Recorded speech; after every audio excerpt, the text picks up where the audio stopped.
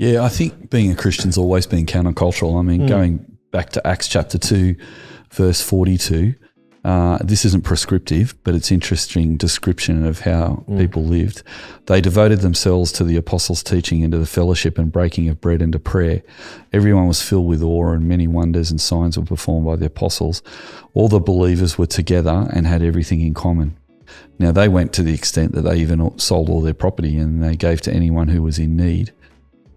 And actually went beyond just once a week. Every day they continued to meet together in the temple courts, and they broke bread in their homes and ate together with glad and sincere hearts, praising God, enjoying the favour of all the people. And the Lord added to their number daily those who were being saved.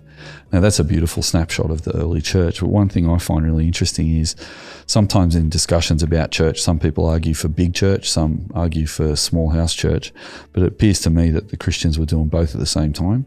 So they were all, lots of them were going to the temple every day, hanging out. And then they were all going to different homes as well, which would have been a challenge before mobile phones and calendars and address books.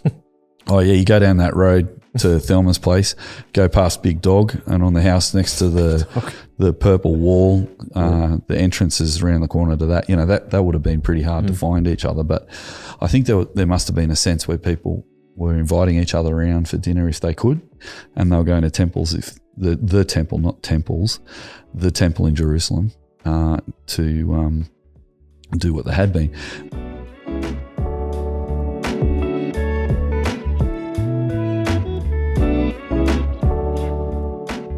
Welcome back, everyone, to the Shock Absorber podcast. It is awesome to have you along with us, and we're going to continue our series on meals and why we love doing them here at Soul Revival Church. And as usual, two wonderful people joining me here on the lounge. Stu, welcome, Senior Pastor of Soul Revival Church. Hello. And Tim Billhartz, Children's Pastor of Soul Revival Church. Welcome. Correct. Thank you. 5 points. 5. Send me, I could get 10 if I got Stu right as well. Yep. I'm waiting for you guys to You are introduce Joel. me. Communications pastor, Soul Revival Church. Oh, you're copying answers now. Yeah, we get 5 points each. That means you got get 10. 5, yeah. We got 5 each. That's not fair. You got one answer. It's starting to sound like the Hey Hey It's Saturday. It is. It was Dickie me. There's a guy with a gong. His name? Oh, Red Simons. Red Simons with the gong. Bong. Because he was in Sherbet. He was in Sherbet, wasn't he? Yeah. Oh, with that Shirley guy, wasn't Yeah, Shirley, that's right. Shirley. Shirley? Shirley. I can't remember one of their songs though. I'm living in the 70s. Oh, they did that one, did they? Pretty That's sure a good they song. did, yeah. I like that song. It was good. It's a good song. It feels like a very Australian song for some reason. Don't know why. Anyway, welcome guys. It's cool to have you here. We're going to talk about, we talked about theology of meals last week. We're going to talk about the strategy of meals in our framework of theology, strategy, practice. But we like to start with something culturally relevant, and your idea, Stu, was 70s finger food. Yes. Very culturally relevant. Very, very culturally and relevant to this podcast as well. At church fellowship teas, dinners. Yep. What's your favourite? Different things. Well, it's interesting we talked about Shirl living in the 70s because back in the 70s, the church that I used to go to used to have a thing called the fellowship tea. I'd be interested to hear if any of our viewers and listeners have any interesting versions of this, but basically the idea was let's bring the whole church together once every now and again for a Christmas picnic. So we'd all go to a picnic and there'd be sack races and spoon races and gifts and Santa and all that kind of stuff. And then it was like a Sunday school picnic, I think they call it, and they give awards for the year, attendance awards and things like that. But the other thing that I remember is even though we had different services, we'd come together every now and again for a fellowship dinner or a fellowship tea or a fellowship lunch. And basically what I loved about that was the food on offer was 70s finger food ostensibly, which if you didn't have an opportunity to grow up in the 70s, bad luck. Bad luck. It actually was interesting. It's like I was saying to you before when you were talking about a couple of different things. It's like there's a lot of food in that time where it's like take the food, the inside of the food out and do something with it and put it back in. Fascinating phenomena, yeah.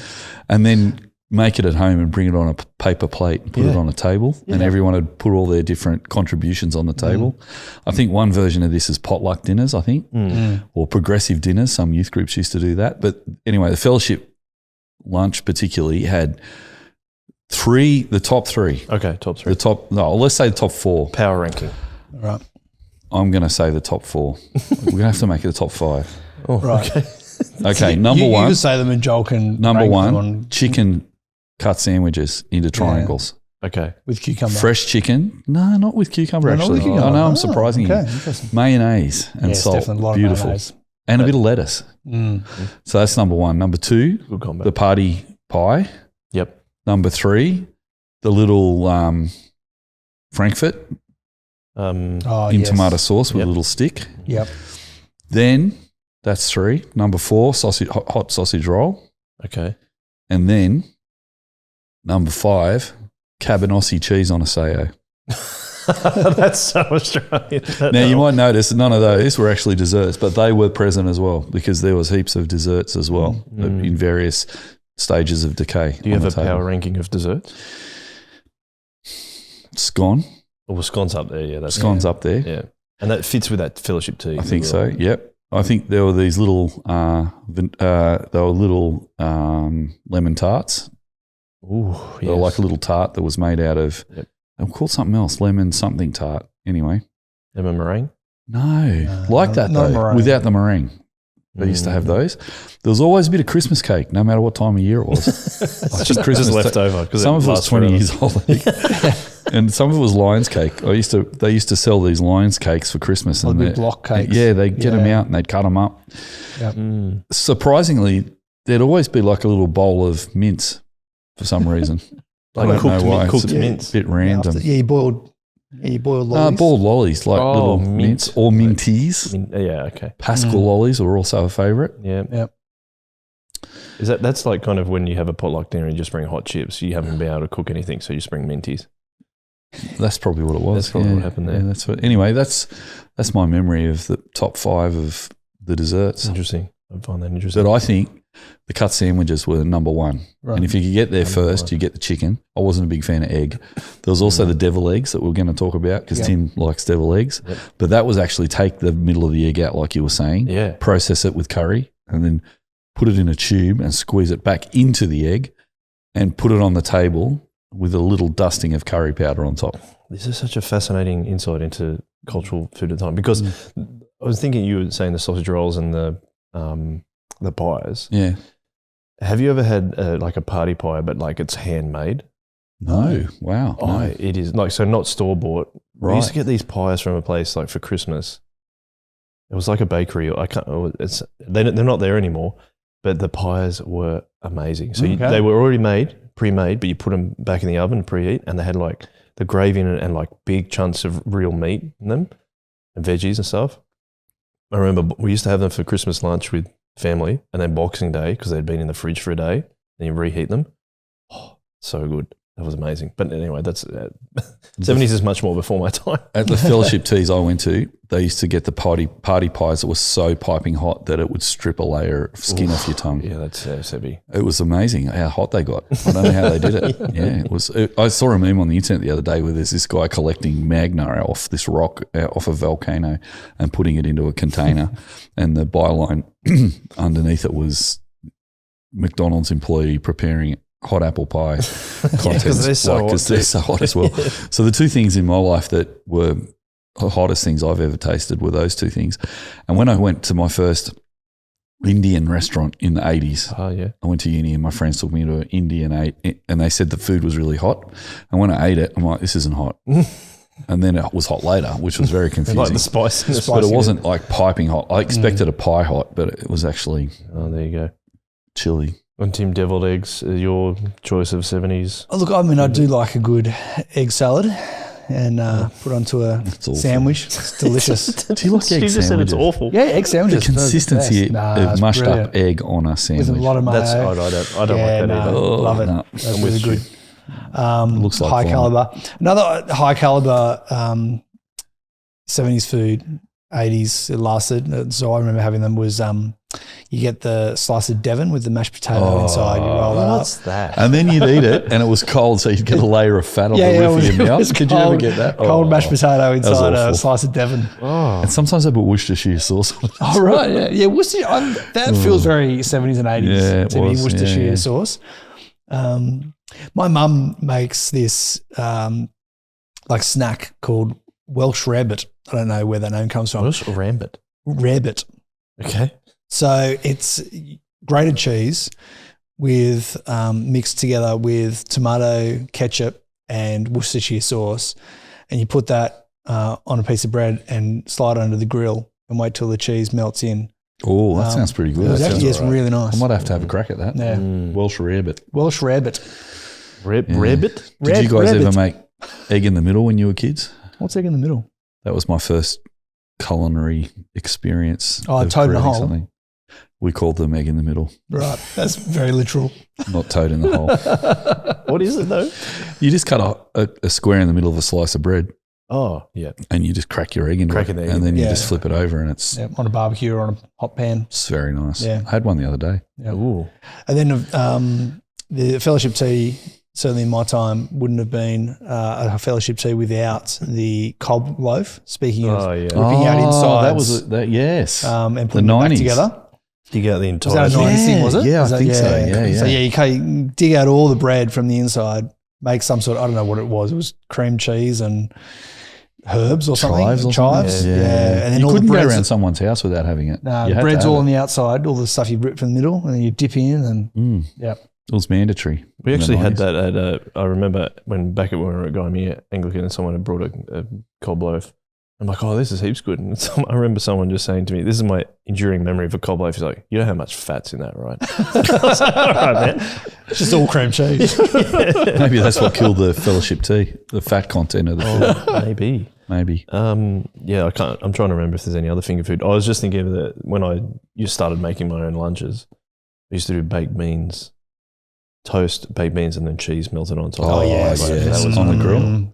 Yeah. Plastic cheese or real cheese? Probably both. I probably did both, but plastic probably cheese. I love more plastic cheese. Yeah. more like the bigger slices, not the plastic ones, Yeah, but the right. actual slices. No, I like the Yeah. ones that are wrapped up in plastic. Yeah, you got to unwrap it. And I it's might have not real started cheese. there. I don't know what that is, but it's not cheese. I've got It's my great. youngest son Elijah onto that at the moment. He's getting right into it. Nice. That is Plastic cheese. tasty. I used to call it fart deluxe. Oh, there you go. just for a bit of fun, guys. Anyway, moving on to something more wholesome. We're talking about having meals at church and why we think it's so important. Our theological basis that we looked at was Jesus changes everything. Therefore, the blood of Jesus has changed or transformed us, how we actually meet together and express that unity together that we have under that. And as we said, as a result, one of the awesome ways to do that is to have meals together. However, as part of Soul Revival Church, we have a meal at every gathering. And I'd love to dig into that a little bit. Here's a question for you, Stu, to start off with, because obviously you've been in Soul Revival for the entire existence of that ministry. What would be the driving force behind the strategical ideas of why meals fit within our strategy of having meals at every single gathering? Like, why do we make that an imperative when we start the church? Yeah, well, in the early days, it was really basic. It was just we thought that it would be a good thing to have a meal together. And we were looking to make a break with the 70s and 80s, funnily enough, with the 70s games. Not so much the food, but we were thinking, what other activities do we do when we're hanging out? We're always food's always part of it somewhere. Like if you go to see a movie, we'd go to Macca's afterwards or get pizza or whatever. So part of it was just it's a good way to do something together. You've got something in your hand. It's not as awkward to talk to each other if you're eating. It's something people who don't know each other very well can do together. And so I don't think we would have articulated it in the early days, but it gives us more discipleship and missional outcomes to be able to have a meal together because it slows down our interaction in an enjoyable way and doing something that we're all going to need to do anyway, which is have a meal. So why not have it together? So we used to do that on Saturday nights when we got together as a group, when we first started, we'd be meeting in someone's backyard with a fire bin. Shout out to Rocky, listener of the show. He and the then youth minister Andrew Patch, Dave Stone Street and Andrew Patch had a shared house they rented together down on Premier Street in Guyamere. If you're not from around the area, you wouldn't know where that is, but that was the original location for Soul Revival. It was a garage and a backyard, and we used to get a fire bin and just sit around and eat pasta most weeks, so it was cheap. So we'd boil it up. Someone was responsible, and we just really enjoy having a feed. Sometimes we'd have sausages or whatever and cook it together. We didn't have a big structure around it. It was just like we all just cooked it. But as we got bigger, then we kind of formalised it a bit more. But in the early days, that's what we did, That's a long enduring memory of me growing up in Sorrel. We had a lot of spaghetti bolognese. Yeah, do you remember that? Yeah. I mean, like I think my wife and I even cooked it when we were leaders of Soulies, but I remember lots of spaghetti bolognese while we were even in parts of youth group and things like that. It was it's a great meal, isn't it? Yeah. Well, I read somewhere something that apparently spaghetti bolognese is Australia's national dish now. Like that's our favourite dish, It wouldn't surprise me. I'm a big fan of spaghetti bolognese. Yeah, it's good. Tim, talking about strategy of meals, do you have experiences about having meals together? And kind of how do you think that is expressing the reality that we have, that Jesus has won like our reconciliation with God for us by dying on the cross for us, and then how that expands into how we do that at church at every gathering as well? Yeah, so in terms, enduring memories, yes. I've grown up going to Soul Revival, and so having meals together was just what we did. It was. And so it was just part of and it's one of those things when you, like anything, when you have traditions that you've grown up with, you don't necessarily know it's weird until you look around and notice that other people aren't doing it. So for us, yes, like Saturday nights from when I was 16 onwards was just, we were always having meals together, we were always eating together. I guess probably in my mind, I was just thinking, well, of course we're having meal because we're meeting from 6:30 and somewhere in there you want to eat. So yeah, as you said, you're going to eat dinner anyway, you might as well eat together. So I think that was part of it, but also just it was a blessing to be able to share that. There are people who have a gift of hospitality, who have a gift of wanting to prepare, who love cooking, who love sharing in that way. There are people who have gifts of finances and can, buy food or provide those kinds of things. So that's a great way for them to be able to serve the community. And in terms of our strategy of, sharing the truth and love of Jesus, person to person, culture to culture, generation to generation, place to place, space to space, the eating together provides that opportunity to share the truth and love of Jesus. And one of the key things that we talk about as a church is that the meals are not before church or after church. They are church. Like we are churching, and as church, we do all of the formal gathering things and we eat together and we hang out together. Like all of that is church. So there's a real intentionality of language there. And I think what mealtime provides, which the service team doesn't, is that relational time. So we get to be slow and relational, which is another key part of our strategy of how to do church. So long-term, low-key relational discipleship. So that's really important to us. And so the meals together provide that opportunity to do that. So all the things that are happening in the gathering time are faith formative in terms of singing, prayers, hearing the word read, the preached word. We all, being Reformed evangelicals, we have a high view of all of those things, and they're very important to the way that we meet together. But what doesn't happen during that is getting to know each other, actually applying that word to an individual's life. For, Joel, you and I to sit together and think about, okay, what about for you personally, not just the preacher trying to do his best to communicate the meaning of that passage for the church, but let's get together meaningfully. What was that like? So we want to build that really intentionally into our time together. And we found that meals really slow that down because you have to sit and you have to go deep. I remember many years ago, I read some study that talked about at about a 7-minute mark, a conversation either ends or goes deep. Oh, that's interesting. So if you have a whole lot of standing up, cup of coffee in my hand, conversations with people after church, which would be the norm in our circles, to have you end up having a lot of short conversations. So you probably might have, even if you had 4 or 5 7-minute conversations, you will have a surface level conversation with lots of people, which you might be able to catch up on a few key things.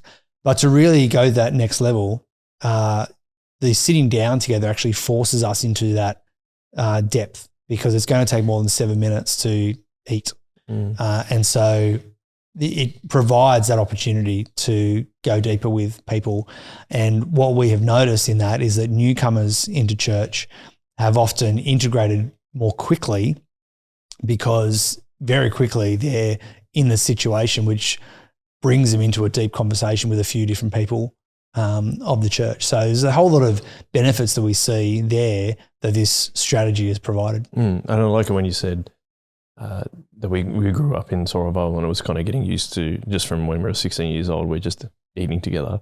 I was going to ask you this question though, because it brought up another memory for me, Tim, when you said that, was that we would always have kind of, on a Saturday night when we were at Gymere, we'd hang out as youth leaders, friends, at like the youth and young adult community, to spend some time with each other. But it's interesting how much what we do at church now mirrors what we were doing back then, and we've learnt so many lessons from youth ministry, as you would know, Stu. But the cool thing was, like, we would have like we said, we'd commitments, so we'd hang out like 6:30, 7:30, and then I think we usually had dinner after that, and then a Bible talk afterwards. That was usually I can't remember the exact order, but there was just that memory of like, that's what we would do. But the one thing that really stood out to me just then when you were relaying that stuff, Tim, was that we'd all get up and get the meal that someone or a group of people had cooked for us, and then sit back down and do exactly what you're saying, Tim. So Stuart, I think one of the questions that people often have when we do meals is that, why don't you just get it catered?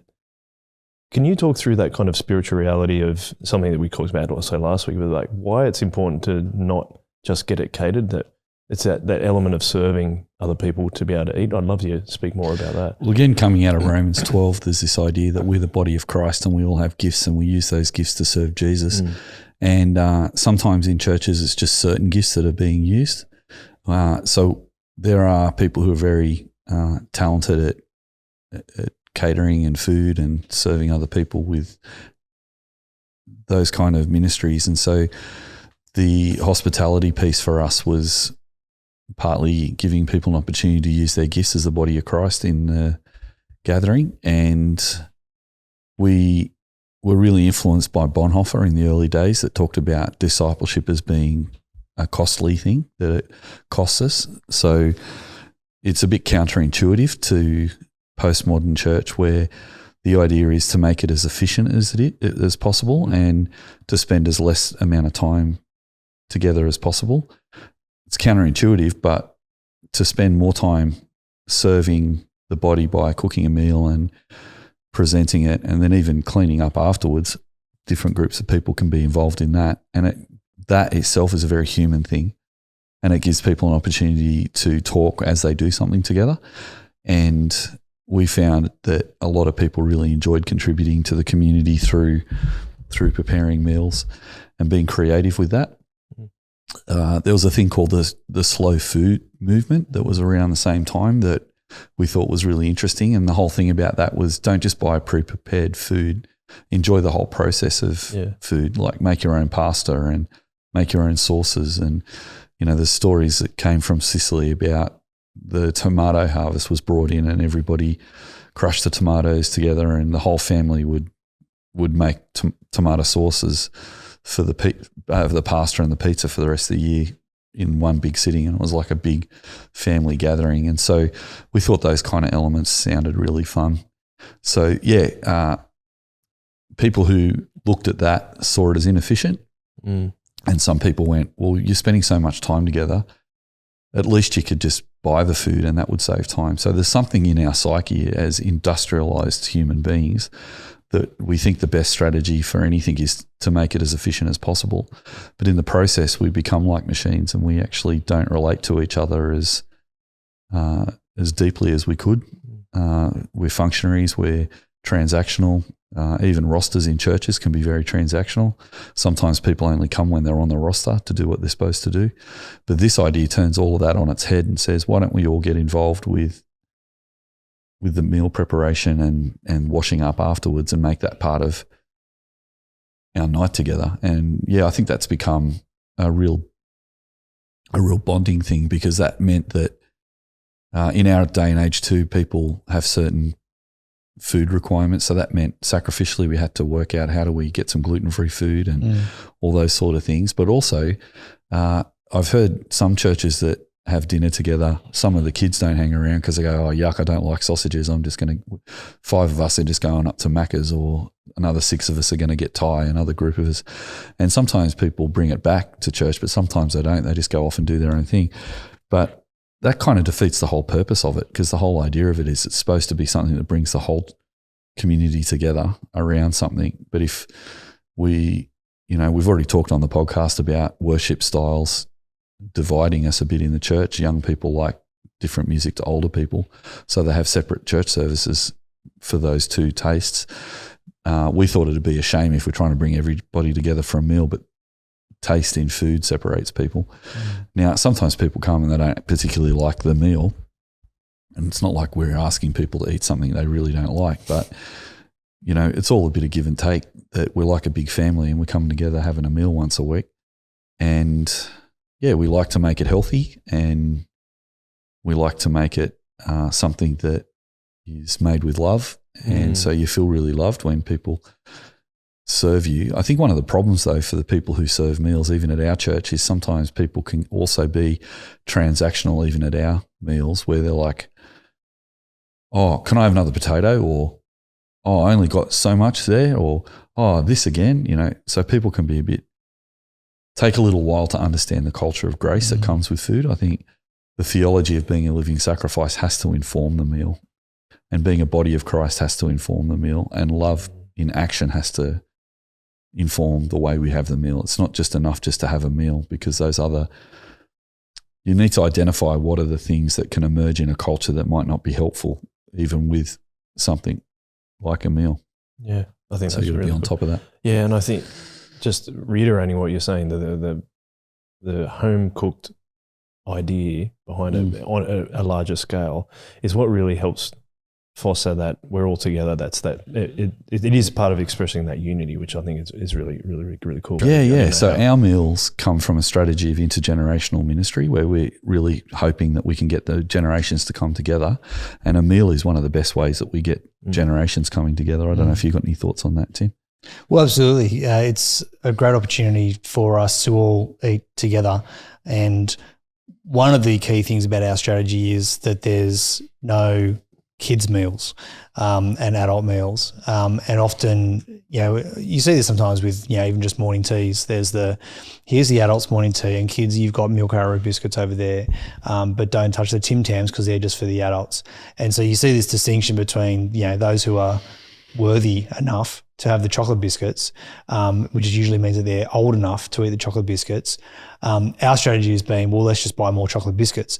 So, and that runs through all of the way that we do meals. It's the same food for everyone. They come through, so there's no distinction. Having said that, obviously, some younger kids will have different palate. They have different, they're used to different things. Anyone who's been a parent knows that, kids take a while to warm up to some of the more, complex foods that we might enjoy serving and enjoy loving others, like kebabs. They're pretty complex. Hummus, tabbouleh, onion, chicken, barbecue sauce. Exactly. That's tomato and salad. The new finger food. It's very complex. Full hands. But all wrapped up in delicious Lebanese bread that's been fried. That's right. Yeah. Gorgeous. So the kids get to come through and just have, pick it what they like. For our youngest, our preschoolers, I know on a Saturday night we, partly because of the time, they can't wait as long for dinner as when we actually serve dinner, but also because of their appetites and foods that they enjoy, we give them cut Vegemite sandwiches and cheese sandwiches and some fruit as part of their kids' programming time and the chill time. So that's part of the adult leaders hanging out with the kids is to share a little bit of the food. The kids are eating food that is, for the preschoolers and toddlers, that's going to be, more exciting than a kebab for them. So we do cater for that, but when they're ready to eat the kebab, come and eat the kebab. So, so they're all. It means that there's no distinction. So we're leveling out those differences, which I think is really key, and a part of. We've talked about third place sociology before. So this idea that you are creating spaces where people want to be, and a leveling atmosphere is one of the key, one of the 8 principles there of a third place community is everyone feels welcome. And so having a meal that, people can participate in and join in, and people are all eating the same thing, there is a leveling aspect to that. We try and make it as cheap as we possibly can. And if you can't even afford the cheap price, feel free to eat for free. So it does mean that, there are those who are going to be, most people will be able to afford the $5, $7 for the dinner, no matter their socioeconomic status. But if they genuinely can't, that's no problem. No one's going to chase them for it. No one's going to stop them eating dinner. So everyone gets to come through. And I think that's a really important part as well, that if we're all in Christ together, we're all adopted, we're all saved by the blood of Jesus. And so we're creating a space where everyone gets to share. And I think we talked about this last week. It eradicates any possibility of a socioeconomic or class distinction where, there are different priced foods for those who can afford different things. And, I've heard of some churches that, after church, let's go out for dinner. And so I think that is a strategy. You're getting some of these aspects. You get to eat together. That's great. You get to spend some time together. But it's also, as a strategy, going to come up with some barriers that I think, have tried to eliminate. So one is that going out to eat is going to be much more expensive. So it's going to be a barrier for a number of people to join in on going out, particularly at the moment. We're charging $7 a meal. You're hard pressed to find anything for $7 if you go out. A Macca's meal is going to cost you $15 to $20. So there's a cost barrier that might go there. And the other thing that we often find with churches who are doing that kind of model, let's go out together after church, is that you now have a gap between the end of the service and the meal. It's a geographic distance, it's a time difference, and people will fall through that crack. So that creates an opportunity for people to say, actually, no, we're not going to afford the time this week. Oh, no, it's going to be easier just to go home than to go out again. So both from a time, geography kind of standpoint, but also from a cost standpoint, embedding the meal in there is a really key thing that we're doing together.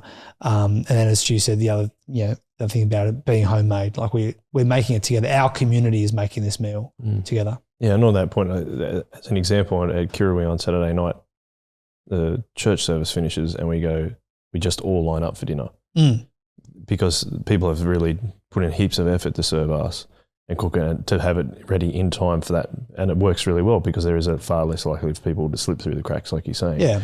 And there will be some who will just go home and that's okay. Yeah. It's definitely an opt-in, opt-out thing. Absolutely. Yeah. But as we've said before, there is a positive peer pressure. Like if you're leaving after the service, you're walking through the crowd that's lining up, past all the slow cookers or the kebab rolls or the, you're missing something positive by leaving. And so there's no guilt. Like absolutely, you're free to come and just do the service and then go. And people, week to week, people will make different decisions depending what other things they might have on a Saturday night.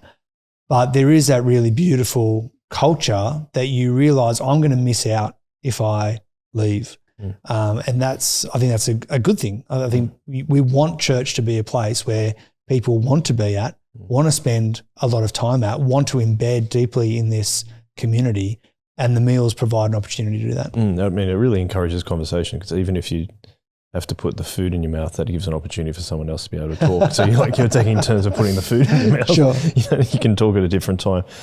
Stu, I'm just wondering also, is there a countercultural element to doing this? You actually brought up the point in the last episode about some families who get all different like Uber Eats or Menulog or DoorDash orders and then go in their separate rooms. Do you want to speak to that reality a little bit more, that I mean, it gives the opportunity for me to spend time with different meals with someone from a different age and background as well. But also it's a really countercultural thing, except like the only time you're probably maybe eating together is your family.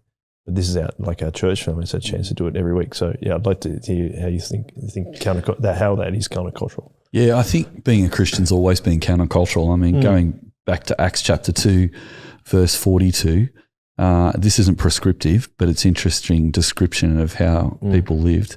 They devoted themselves to the apostles' teaching and to the fellowship and breaking of bread and to prayer.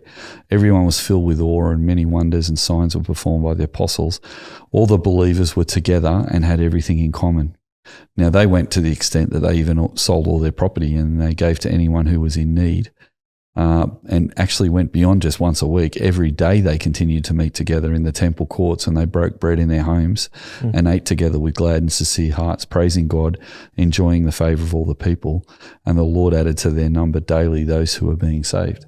Now, that's a beautiful snapshot of the early church. But one thing I find really interesting is sometimes in discussions about church, some people argue for big church, some argue for small house church. But it appears to me that the Christians were doing both at the same time. So lots of them were going to the temple every day, hanging out. And then they were all going to different homes as well, which would have been a challenge before mobile phones and calendars and address books. Oh, yeah, you go down that road to Thelma's place, go past Big Dog, and on the house next to the purple wall, the entrance is around the corner to that. You know, that would have been pretty hard to find each other. But I think there must have been a sense where people were inviting each other around for dinner if they could, and they were going to temples, if the temple, not temples, the temple in Jerusalem to do what they had been. What's really lovely is the early church. Even the early church had a mix of Jews and Gentiles who were joining the church, mainly Jews in those days. But up until then, the Jews didn't eat with Gentiles. So right from the get-go, that would have been really counterintuitive to Jews. What are you doing eating with Gentiles? What's the point of that? And I think it brings glory to God because it's a symbol of the two becoming one. And it's no mistake that Peter had a vision of all that different food that came down on that blanket to say, just there's no food that's off the table now. You can have prawns, you can have bacon, just knock yourself out. That would have been very freeing for these moments so that they could eat whatever. They didn't have to eat kosher food anymore. So that's one thing. The other thing is I think we've got this sense in the modern church that people are so far away from our culture now that we need things in between the church and culture to get people to go to that first before they'll come to church. What's really counterintuitive about how we do meals is we're inviting people to come to church again. So we're seeking to do discipleship and mission on Sundays again, or on Saturdays, whatever day the church service. But when you look at it, the last 50 years, we've said this before on the podcast, but we've kind of exported discipleship off Sunday because we have Bible studies midweek at each other's houses, and we've exported mission off, like people do a course during the week, or they have people over to their place for dinner and just share the gospel one-on-one like that. But I think we're excited about getting people to invite people to come to church again. And we're sort of wondering why attendances are going down. But if people are wondering why we're doing church, we only get 7 minutes to talk to each other. We've got a sermon and some songs. It all becomes about how good the event is. And if the event's really good, then I'll go to church. But if it's not, I might not. Whereas this is saying we're a body of Christ. We're gathering around Jesus, around his word, and we're going to spend time together at church. And so for us, the meal isn't something in between the world and church. It's actually an expression of church that we're inviting non-Christian people to come to. And Tim mentioned the strategy we have of third place.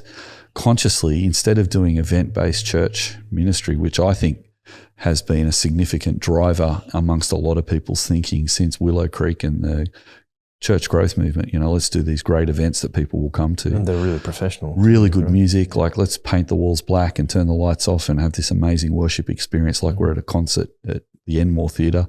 Instead of going to see Hoodoo Gurus, let's sing Jesus songs. Instead of doing that, what we've opted for is we still sing and we still, our musicians still do great stuff and we really enjoy that. But what we're also doing is saying, let's not run an event. Let's create a third place community either side, not create, but let's express our community either side of the church service with a coffee and a sit down or maybe lunch.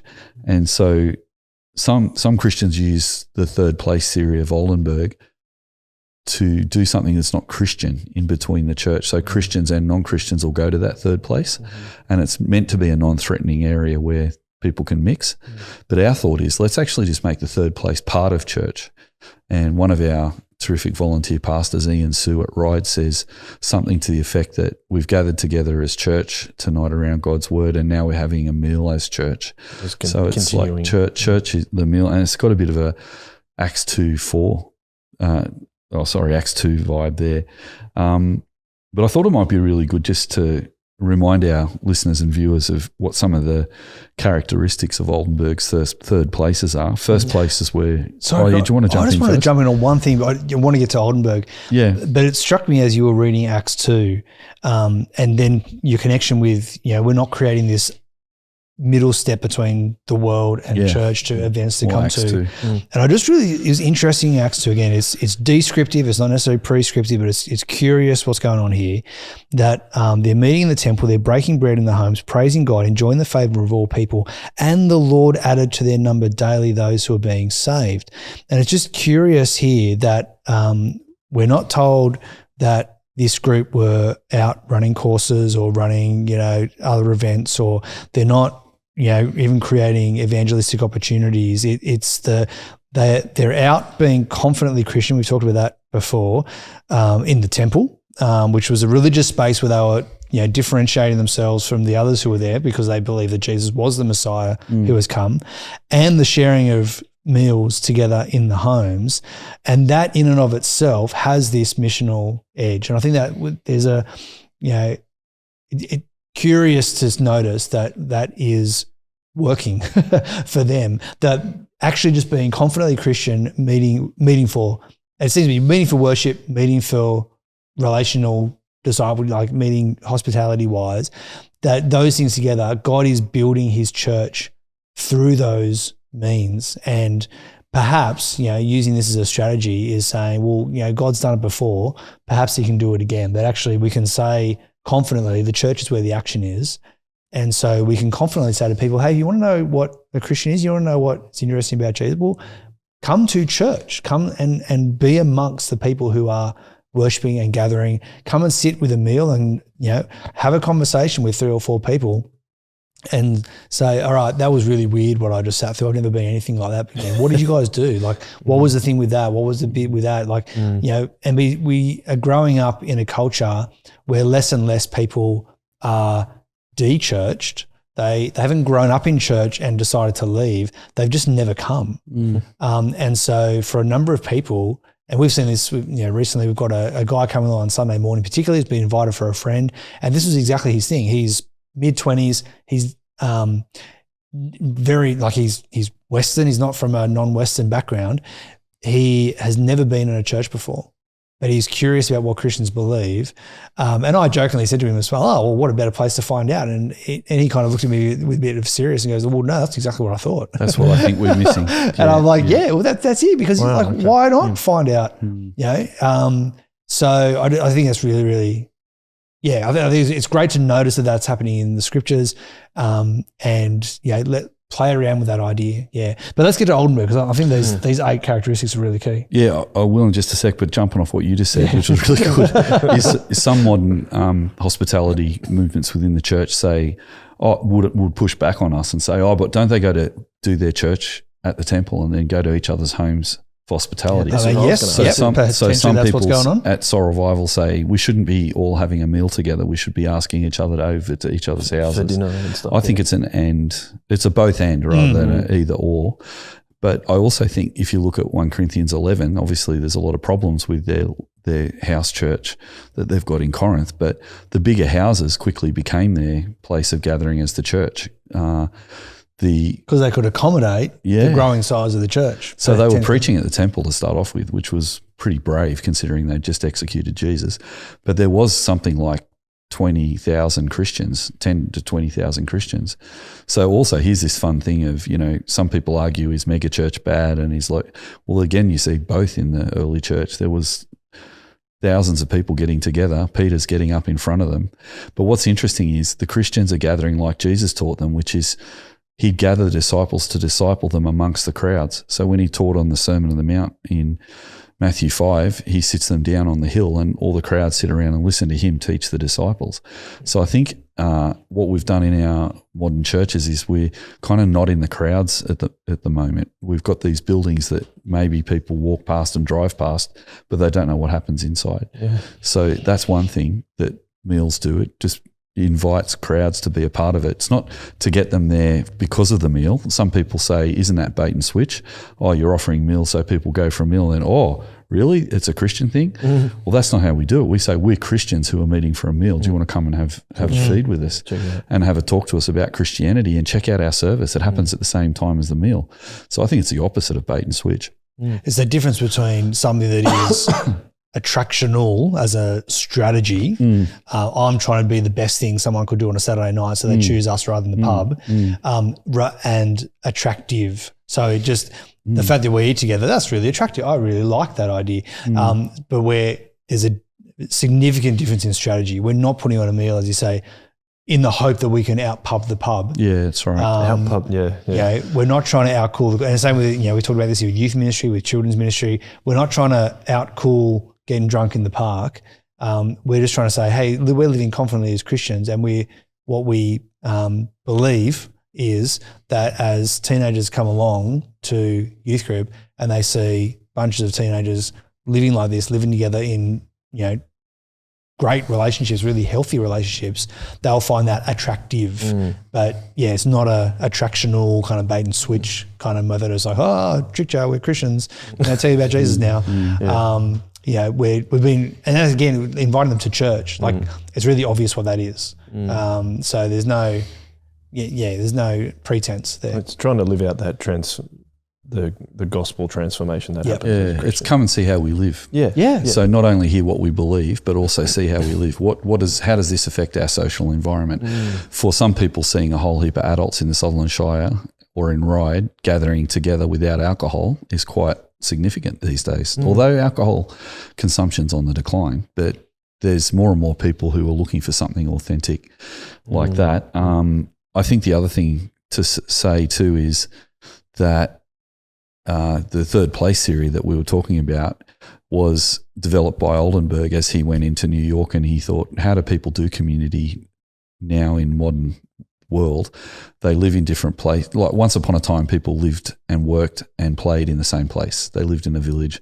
I mean, right up until my grandmother's generation, she came out to Australia in the 60s, but the only two times she went to Melbourne, I'm tired. The only two times my grandmother, who lived in Sheffield, went to London, which was only 4 hours away, was to see my dad off to the continent on a school excursion and then to come to Australia. So she'd never been to London. Like people didn't travel around. They just stayed in the same place basically. And so historically that was the case in Europe, but also around the world where the Industrial Revolution hasn't impacted other cultures as much. You still see these intergenerational families valuing time around food. And it's like, I think Anglo-Australians need to rediscover that we should benefit from slowing down and actually be a self-sacrificing person who sacrifices maybe my particular preference for food one particular night for the sake of the gathering and the community, so that I might enjoy being part of a group of people where I do belong because of what Jesus has done for me, but I get to express that at a deeper level. The third place theory was Oldenburg looking at how people in cities do community, and he found that people work and live and play in different places, but the third spaces they choose to play in, the first space is the home, second space is work, but the third place, the community, is where they go for community. And he's really quickly got some really helpful strategies that come from third place theory. Instead of people burning out at church and working really hard to pull events off until they can't do it anymore, and then they say, I've done my bit, I can't serve church anymore, I'm tired. The idea is to come and just be. So it's supposed to be a neutral ground where occupants have little or no obligation to be there. It's a leveler where it doesn't matter what your individual status in society is, everybody's equal. Conversation is the main activity. The tone of conversation is usually lighthearted and humorous. and good-natured and playfulness are highly valued. Just to pause on that one, our Bishop Peter Haywood once asked me, because I'm chaplain to the Cronulla Sharks as well as being a senior minister, and that's a professional football club. And Peter asked me once, what's the difference between being a chaplain at the football club and being a minister in the church? And I said, I don't hear as many people laughing at church. When I go and hang out with the footballers, they're always laughing and having fun. They get sad and have fights like everybody else, but there's a lot of laughter. But when you come to Soul Revival, I think you will notice there's playfulness and there's a bit of fun. That we actually don't need church to be like another work day. People have worked really hard all week. The last thing they need to do is go and professionally pull off a really professional thing at church. I think it's good to do your best, but it also needs to have accessibility and accommodation, where people are feeling like they're being spiritually fulfilled, hearing the word of God, actually doing the one another passages together, building one another up.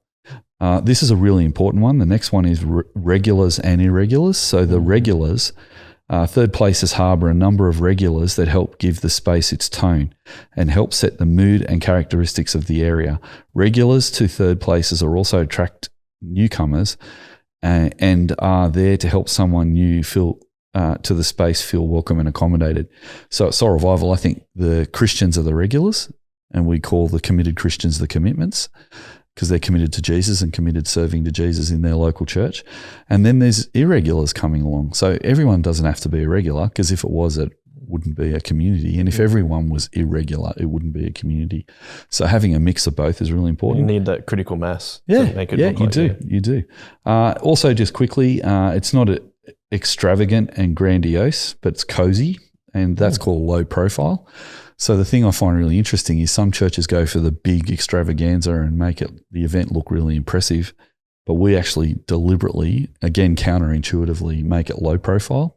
So it's like coming to a family hangout.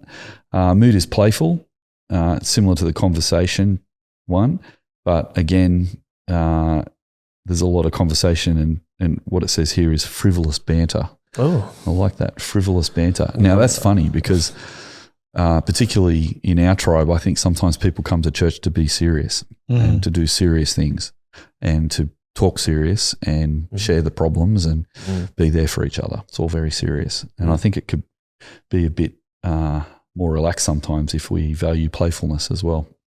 And the last one is it's a home away from home. Occupants of third places will often have the same feelings of warmth and possession and belonging as they would in their own homes. They feel a piece of themselves is rooted in the space, and they gain spiritual regeneration by spending time there. So I think that's a really cool little summary of some sociological observations that when you add Jesus to that and we gather with Jesus, all of those things take on a magnificent next level dimension. Yeah, I agree. I mean, it's that home away from home thing is like, yes, it's very easy for me to say I'm drinking the Kool-Aid, given I've been in Soul Revival for 20 years this year, right? Yeah, wow, okay. The thing is, it's just like, it is it's not just going to church. I think we need to go to church, but it's that community spiritual feeding that I am able to get excuse me, every week. Yeah. And it is such a rhythm of our life that it is a home away from home. And I think that's a really cool way to sum that up for me. Yeah, just two quick things on that, just to finish then on that sum up is we used to do that without doing it after church. But when we met our Aboriginal friends in Brewarrina, they used to have a feed, not only like we were doing on a Saturday night in our youth and young adults hangout, but they were doing it after church every week as well. So Eileen Gordon would put on a massive feed with lots of helpers, and it was so valued that we've brought that into our practice too. And I think it's really exciting as a church that's an Anglo church in its origins in the Southern Shire. We're much more multicultural now, but in our origins, we didn't get our strategy from a book from America or from England.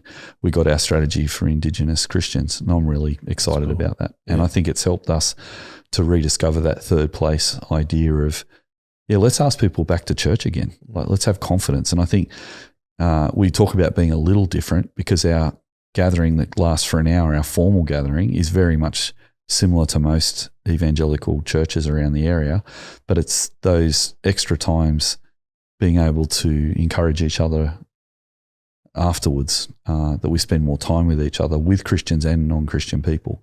I think that's a bit of a distinctive. So I think one of the things that Soul Revival's done with this strategy is, it's all age, all stage. It is third place. Yes, it has brought some of the lessons we've learned from our Aboriginal brothers and sisters, but just the confidence to ask people to come and gather with us as we gather with Jesus in church.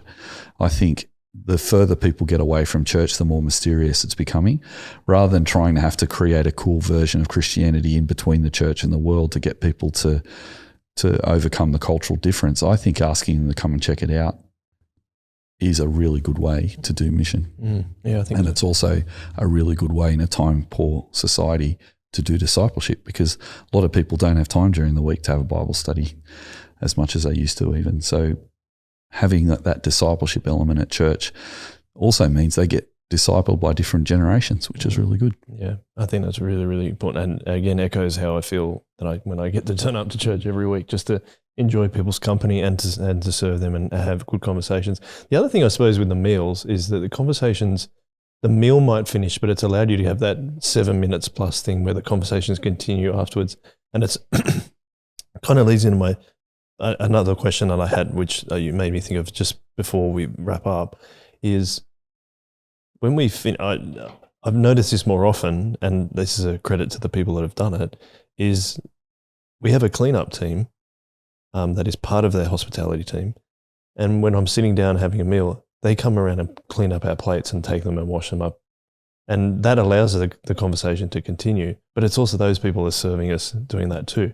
So that leads me to my next question, and you guys can probably have an answer on this both, is one of the key part of our strategy as well, on top of all the things you just mentioned, was we only do ministry in teams. And I suppose that one question I sometimes like to think about, how do people thinking about meals want to practically implement this, is why do we do it in teams, and then how do we do it in teams? Because if we just had 2 people cooking meals for a church of, let's say, only 50 people, for example, that's going to really wear you out pretty quickly. So Tim, do you want to go first about why do you think doing that ministry in teams, and then how that plays out just in terms of doing meals, like why is that so important? So we'll probably get to this a lot more next week when we talk about the practice. So we'd lead into it. Yeah, lead into next week. How do we actually pull this off? Yeah. But in terms, there's a number of, as you say, strategies that are already in there that we do it in teams, and we're sharing the load. It's fun to do things side by side. This is that, the playfulness of even just serving. It's enjoyable to serve. There's responsibility. There's a weightiness. There are things that you need to be aware of. There are WHS things you need to be aware of. There's safe ministry practices for different teams. There are all of those things, but we want there to be a joy in service. We want there to be a levity, an appropriate levity. Stu talks a lot about sober joy. There's this, there's an appropriate seriousness, but serious doesn't have to negate playfulness. So I think it's trying to recognize both those and hold them together. And so it's just really fun to be on a team where you're serving and you get to greet people, and you laugh about who wants the lettuce and who doesn't want the lettuce, and there's just because the whole culture is trying to strive towards this third place idea. There's this quote from Oldenburg. He says the third place is where you relax in public, and I just that speaks to some of those ideas, that it is lightness to it. Which that creates. And so the teams is really key, because one of the things, and we can talk about this, we probably have talked about it in the past, but the idea of you get to grow strongly together with those you serve alongside. And so we notice that most specifically, I think our strongest teams are probably our youth ministry teams, because the same group of people who are serving every single week together. I think I see some of that, but not as much in the kids ministry teams. There's a different makeup of the kids ministry teams. There's a different way of serving. And so there's slightly different dynamics there. The meal teams, we have 10 or 12 meal teams. So you're cooking once a quarter. This is Saturday night, particularly I'm thinking about. It's probably more regular for the others.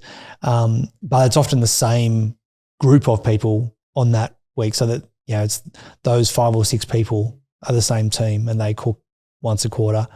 And so they get to know each other. They get to you're spending a lot of time together as well. When you're preparing a meal, there's a lot of time spent in the kitchen making a meal for that many people.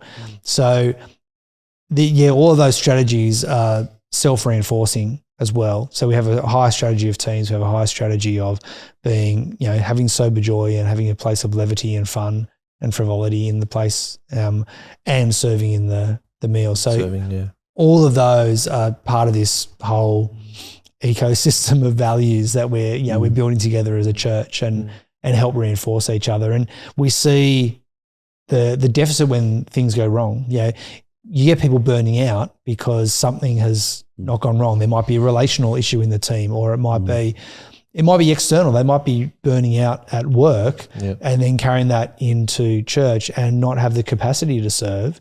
And something else we've talked about a lot in previous episodes is this idea of ministry slide, the grace to step out of a ministry, but keep coming to church. Not because you have to, because you want to. There's a place there for you, and you want to enjoy this space. And you are more important than what you do for us. Absolutely, yeah. And I think that also, I've talked to a lot of people who have burnt out in different churches, whether it be a paid role or just a volunteer role, but they felt they were being used.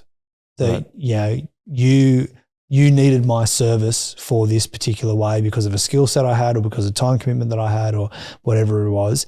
And when it comes down to, I feel like I'm overcommitted, I'm feeling like I'm burning out, I'm feeling needy, or other things going on in my life, relationally, family, that makes me tired for this reason.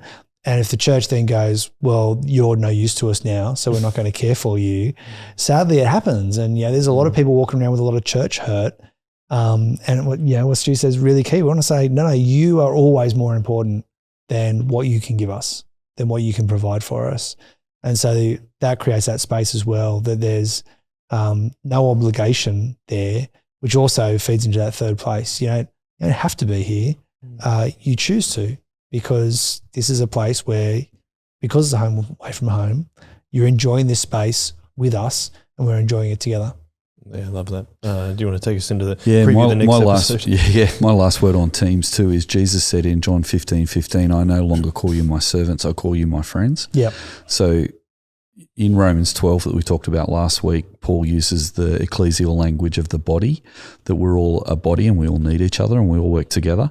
But there's a real rich ecclesial language in the New Testament, and very special ecclesial language is Jesus calls his first disciples, the first church, he calls them my friends. And so what we seek to aspire to is that people who are different to each other can embrace otherness in Christ as they serve one another, and they can become friends with each other because they're friends with Jesus. We sometimes talk about that as, Jesus can introduce his friends to me, and I want to get to know Jesus' friends, things like that. So the church is a friendship group in our mind, and it's also smaller friendship groups that make that up, but not based on special interests like sport or age or social categories, but rather what we're doing. So we've got a group of youth leaders who are really good friends with each other, who would not normally be friends with each other, because they love Jesus and they embrace difference amongst each other, and that brings glory to God. So friendship is a big practical driver of why we do what we do, because we're friends with Jesus and we're friends with each other as a result. And we talk about that a lot, being friends. Now, some churches say to pastors, don't become friends with your church. Some people say to pastors, don't become friends with your church members because you'll move on. That would be a really interesting topic for another day. But my take on it's always been, I actually have the opposite approach. I think my church are my best friends. I still have really good friends, best friends outside of the church as well. But my best friends are those that I'm serving with together. And often in our culture, we wait for intimacy first and then we do stuff together second. But the funny thing about serving Jesus together is we gain intimacy by serving Jesus together and listening to his teaching that changes us and transforms our thinking. Yeah, definitely. So that's why I think teams are really good. So I often say to the youth leaders, I think youth leadership is more important for the young adults who are leading than it even is for the teenagers, because it is a discipleship context for young adults who are then discipling younger people. But it gives us an opportunity to disciple those young leaders as well, which creates more energy for mission, which I think is really good. One last thing on that is that often we think about discipleship and mission being separate, but if we're discipling one another and we're on mission together, which is our strategy and our practice, which we'll talk about next week, we think that it actually gives us more missional opportunities, intergenerational church services where any age can come to them, associated with a dinner. You're saying to young teenagers, if you're running a youth service with no dinner, you've only got a limited pool of non-Christian people you can ask to church, just people your age. So you might become a Christian at school or somewhere else with a friend just talking to you about Jesus sitting under a tree. But then where do you bring your parents to church if you go to a church that has services for different ages? If you've got an intergenerational church with a meal afterwards, you can ask mum and dad to come to church and check it out, which they'll probably be stoked to do because they want to come along and see what this crazy church thing is. So all of a sudden we've increased our missional impact if we have an intergenerational service and a meal as well, which we can talk some more about next week. That's a great way to lead into next week. We'll talk about the practice of meals. So thank you very much. Thank you guys for a great conversation. Always really enjoy it, chatting and listening to you guys. Wax lyrical. Can I do one quick plug? Oh. I'm going to do a plug. Okay. I don't often do this. Plug it. But I wrote a chapter in a book that was on a critical adaptation of the third place theory and all those 8 characteristics, particularly from children's and youth ministry perspective, but it has applications to the broader church. Lovely. So we'll put this in the show notes, but the book is called Australian Evangelical Perspectives on Youth Ministry, edited by my colleague and friend at YouthWorks College, Ruth Lecarbio. So my chapter in that book is all about Oldenburg, third place theory, and how churches can be third places, and it's based on all of these conversations that I've had over many, many years with Stu. Awesome. No, we'll definitely put the link in the show notes. That's great. Thank you very much. And thank you everyone that is listening or watching. We really appreciate it. If you've got any questions, thoughts, queries, that's the same as questions. But anything else you want to say, you can email me, joel@shockabsorber.com.au, or you can chuck a comment down in the YouTube channel, on the YouTube video, and we'll leave it there. And I'll say thank you very much, guys, and we'll finish with a one way. Yeah, one way. One way.